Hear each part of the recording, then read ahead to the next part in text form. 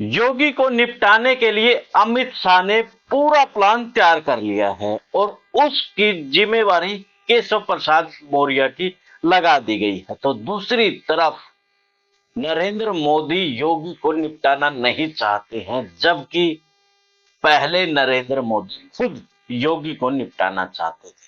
लेकिन अब ऐसा क्या हुआ कि योगी को निपटाने के लिए शाह तो लगे हुए हैं, लेकिन नरेंद्र मोदी से रोक रहे हैं। अगर यही वाद विवाद दूसरे जो बीजेपी शासित प्रदेश है वहां पर होता, अब तक उस सीएम को हटा दिया जाता।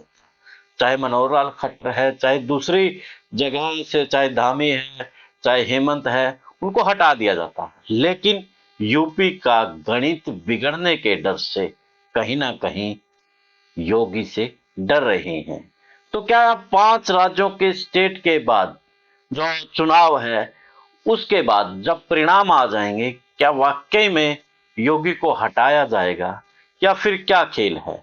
और जो जिसके सहारे शाह अपना खेल रच रहे हैं उसको सीएम बना पाएंगे, जबकि जो मोहरा है, तो जिसे मोहरा के रूप में देखा जा रहा है, वो बीजेपी का पुराना चेहरा है। अशोक सिंघल के समय से वो राजनीति कर रहा है।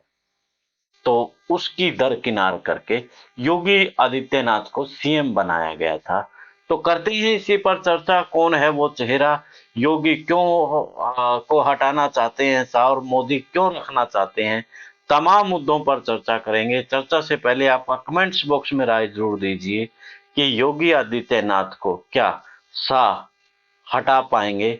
अगर हटा देते हैं तो यूपी में कौन चेहरा हो गए, यानी कि सीएम किसे बनाएंगे। आपके राय कमेंट्स बॉक्स में आप जरूर दें। सभी को नमस्कार, राम राम। मैं कुलदीप खंडेलवाल, द विश्व प्रेम न्यूज और हरियाणा में। यूपी की जो राजनीति है उसकी चर्चा पूरे देश में होती है, क्योंकि यूपी सबसे ज्यादा जो लोकसभा सीटें हैं वो यूपी से आती हैं। अगर 2014 का चुनाव में बीजेपी सीटें, इसी प्रकार 2019 में भी अगर 62 सीटें नहीं लेती तो कहीं ना कहीं प्रधानमंत्री नरेंद्र मोदी का जो प्रचंड बहुमत आया है वो शायद ना होता। और जो हिंदुत्व का कारण है, जो श्री राम की, सिया राम की बात हो रही है, वो यूपी से तो हो रही है। तो बीजेपी का अगर देखें तो रामलला का यूपी से ही शुरुआत हुई थी। तो ऐसे में अब क्यों हटा रहे हैं योगी को? इसका सबसे बड़ा कारण यही जो मीडिया और सोशल मीडिया में आ रहा है कि शाह और योगी में इस वक्त जंग छिड़ी हुई है।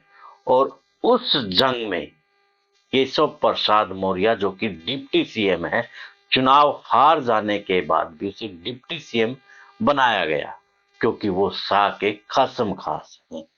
तो अब अमित शाह को इस बात का डर सताने लगा है कि जो मोदी के बाद जो ब्रांड चेहरा बन रहा है, हिंदुत्व का कार्ड खेल रहा है, वो योगी बन रहा है।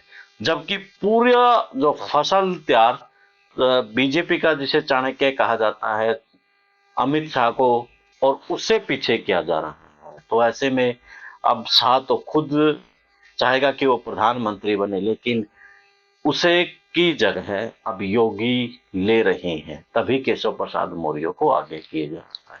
तो नरेंद्र मोदी पर आते हैं। तो नरेंद्र मोदी क्यों रोक रहे हैं उसे? क्योंकि 2024 से पहले बीजेपी का गणित खराब होता नजर आ रहा है। तो उसी गणित को रोकने के लिए, बचाने के लिए वो शाह को कहीं ना कहीं रोक रहे हैं। जो हिंदुत्व का कार्ड है वो यही तो चलता है, और योगी को अगर साइडलाइन किया तो कहीं ना कहीं उसका नुकसान हो सकता है। हालांकि इसमें दूसरे भी गणित नजर आ रहा है कि अगर शाह चाहे तो वो केशव प्रसाद मौर्य को जब मुख्यमंत्री बनाएगा तो कहीं ना कहीं जो विधायक है या मंत्री हैं वो केशव प्रसाद की तरफ भी आ सकते हैं। जरूरी नहीं है कि वो उसी की तरफ रहे, योगी की तरफ आए। तो बड़ा एक रिस्क है, षड्यंत्रों के पीछे बड़े षड्यंत्र इस वक्त बीजेपी में हो रहे हैं। और जो दीपावली, छोटी दीपावली पर जब योगी आदित्यनाथ देश में रिकॉर्ड बना रहे थे दीपों को लेकर के, यानी कि अयोध्या के अंदर जब दीपों का त्योहार का रिकॉर्ड बन रहा हो, उस वक्त अशोक सिंघल की राजनीति धोती पकड़ के सीखने वाला व्यक्ति जो आज डिप्टी सीएम है, वो उस कार्यक्रम में ना जाए, तो समझा जा सकता है कि आपस में तलवार किस हद तक खींच चुकी है। इसके बाद भी जो कैबिनेट मंत्री हैं, वो अब योगी आदित्यनाथ की बजाय वो केशव प्रसाद मौर्य के पास नजर आ रहे हैं, जिनमें सुरेश खन्ना और ब्रजेश पाठक हैं। और जबकि सुरेश खन्ना है जो कि योगी की खासम खास है, लेकिन वो डिप्टी सीएम केशव प्रसाद मौर्य के वहां हाजिरी लगा रहे हैं।